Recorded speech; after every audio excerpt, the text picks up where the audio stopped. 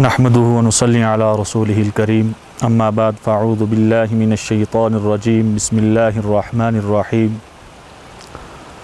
قل یا عبادی الذین اسرفوا علی انفسهم لا تقنطوا من رحمت اللہ ان اللہ یغفر الذنوب جمیعا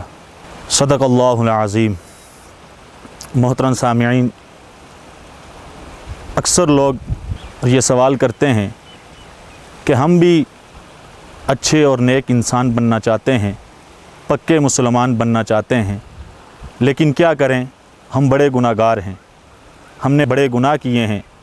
ہم نے زنا کیا ہے، چوری کی ہے، شراب پی ہے، تو ہم کیسے وہ پکے مسلمان بن سکتے ہیں؟ ایک دفعہ حضور صلی اللہ علیہ وسلم کی خدمت میں چند یہودی اور کافر پیش ہوئے اور عرض کیا، اے محمد صلی اللہ علیہ وسلم، ہم آپ کی تبلیغ سے بڑے متاثر ہوئے ہیں اور ہم بھی اسلام قبول کرنا چاہتے ہیں، آپ کا مذہب قبول کرنا چاہتے ہیں، لیکن ہم بڑے گناہ گار ہیں، ہم نے بہت گناہ کیے ہیں، ہم نے زنا کیا ہے، ہم نے شراب پی ہے، ہم نے جھوٹ بولا ہے، تو کیا ہماری بھی مغفرت ہو سکتی ہے؟ تو اس پر اللہ رب العزت نے یہ آیت نازل فرمائی،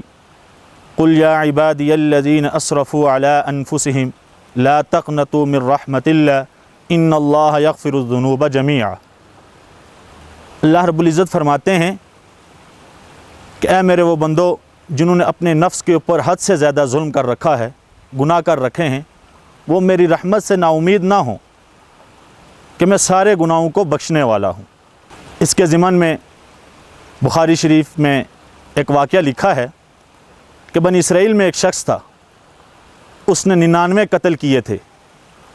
جب وہ 99 قتل کر چکا اس کو توبہ کا خیال آیا تو ایک عابد کے پاس گیا، اس سے کہنے لگا کہ میں نے 99 قتل کیے ہیں، کیا میری مغفرت ہو سکتی ہے؟ اس نے کہا تیری مغفرت نہیں ہو سکتی،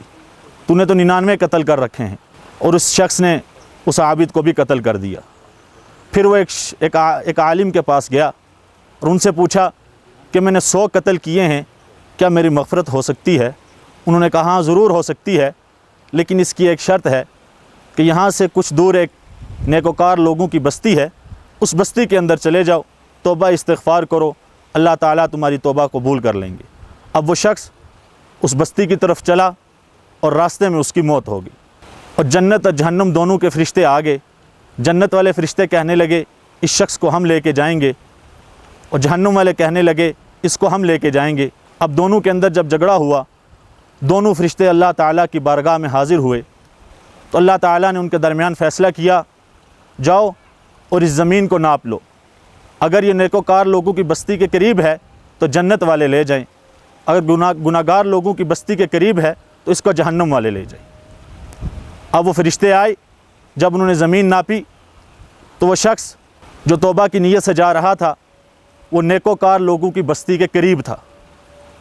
اور گناہ گار لوگوں کی بستی سے دور تھا،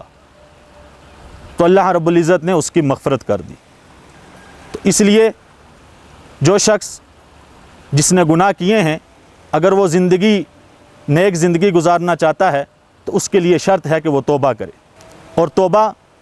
توبہ کی 3 شرطیں ہیں۔ ایک یہ کہ اپنے گناہ کے اوپر ندامت ہو، دوسرا فوراً اس گناہ کو توبہ کے بعد چھوڑ دے،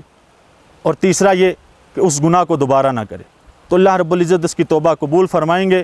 اور اس کی مغفرت فرما دیں گے۔ اللہ رب العزت ہم سب کو اپنی زندگی اپنے احکامات اور حضور صلی اللہ علیہ وسلم کے طریقے کے مطابق گزارنے کی توفیق عطا فرمائے۔